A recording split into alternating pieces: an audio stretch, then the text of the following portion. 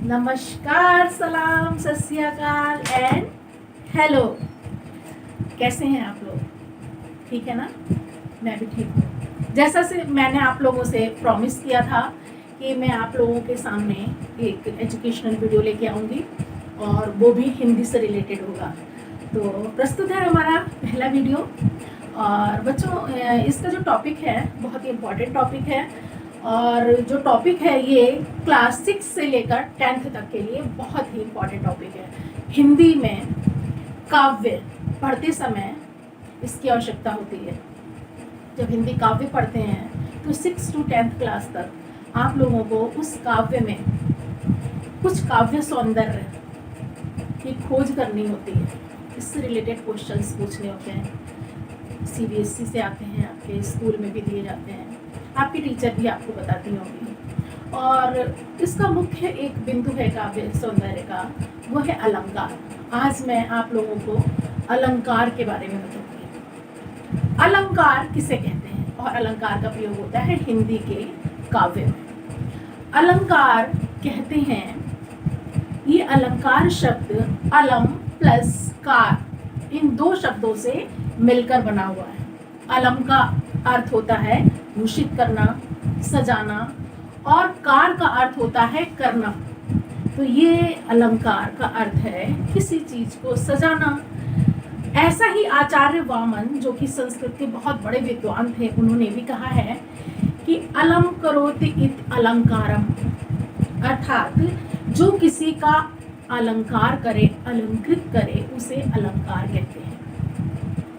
मतलब जो चीज हमारे काव्य को अलंकृत करती है उसको अलंकार कहते हैं। बच्चों, आपके कोर्स में 6 to 10th जो अलंकार महत्वपूर्ण होते हैं, जो आपके कोर्स में होते हैं, वो होते हैं कुछ शब्दालंकार और कुछ अर्थालंकार। इन सभी के बारे में मैं आपको बताऊंगी।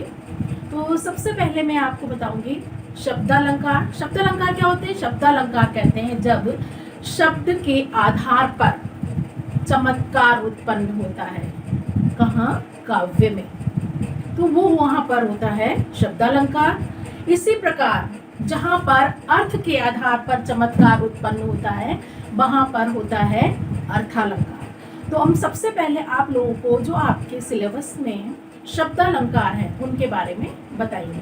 तो आइए बताते हैं। सबसे पहले शब्दालंकार। शब्दालंकार आपके कोर्स में कौन कौन से हैं, आइए बताते हैं। एक नजर डालते हैं। पहला शब्दालंकार। तो बच्चों, शब्दालंकार की श्रेणी में आपके कोर्स में जो अलंकार हैं वो है अनुप्रास अलंकार, श्लेष अलंकार और यमक अलंकार। तो आज हम जो आपको समझाएंगे वो होंगे अनुप्रास अलंकार। अनुप्रास अलंकार क्या होता है?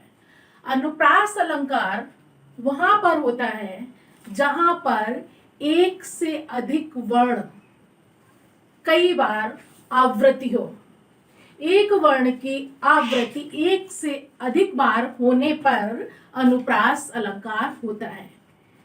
मतलब कोई भी काव्य पंक्ति है, उस काव्य पंक्ति में यदि कोई वर्ण एक ही पंक्ति में, एक ही लाइन में एक वर्ण एक से अधिक बार या दो से अधिक बार आए तो उस पंक्ति में होता है अनुप्रास अलंकार।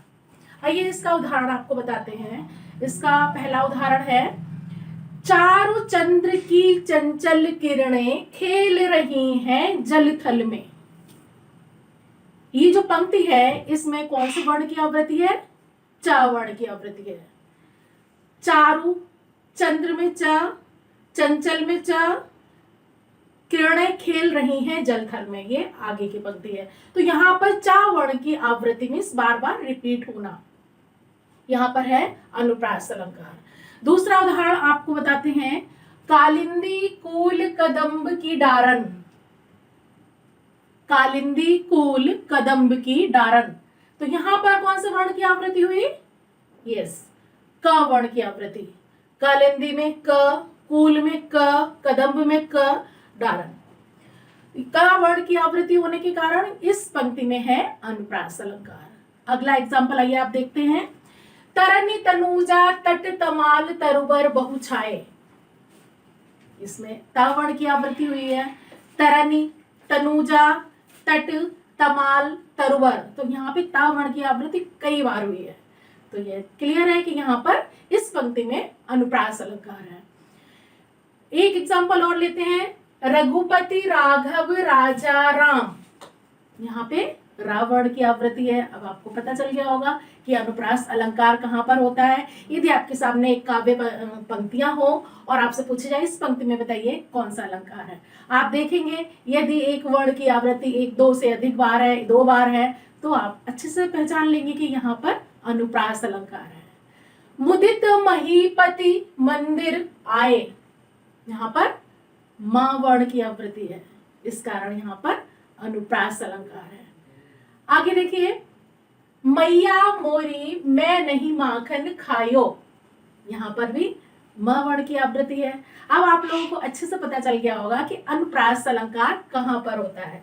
यदि आप आगे कोई काव्य पंक्तियां पढ़ेंगे और उस पंक्ति में एक वर्ण की आवृत्ति कई बार होगी, तो आप अच्छे से किसी को बता सकते हैं कि यहाँ पर अनुप्रास अलंकार है।